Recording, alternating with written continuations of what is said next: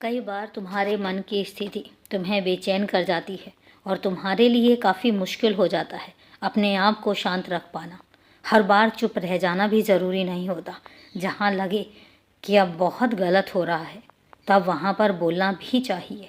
हर जगह चुप रह जाना सही नहीं होता और मैं तुमसे कहता भी नहीं हूँ कि हर जगह तुम चुप रह जाओ। लोगों को लग जाता है कि तुम खामोश हो गए तो हो सकता है कि तुम डर गए हो, पर यह बिल्कुल भी नहीं है।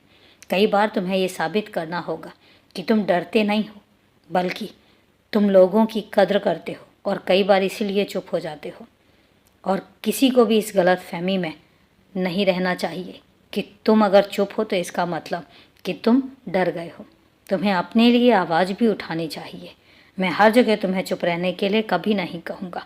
जहाँ लगता है वहाँ पर आवाज़ उठाओ और अपनी बात को पूरे तरीके से और अच्छे सलीके से रखो। और फिर चिंता क्यों करते हो? तुम्हारे शब्दों का चुनाव मैं करवाऊँगा। मैं ही आवाज़ भी बनूँगा और तुम्हें ताकत भी दूँगा, क्योंकि मुझे ज़रा भी पसंद नहीं है कि कोई मेरे बच्चे को कुछ भी गलत कहकर चला जाए जब उसकी गलती नहीं होती है। और तुम निश्चिंत रहो, मेरे कुछ कहने के तरीके अपने ही होते हैं।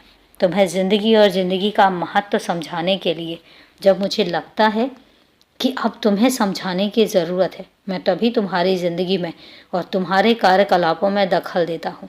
वरना मैं तो तुम्हें आराम से रहने देता हूँ, आज़ाद रहने देता हूँ और हमेशा चाहता हूँ कि तुम बस आगे बढ़ते रहो।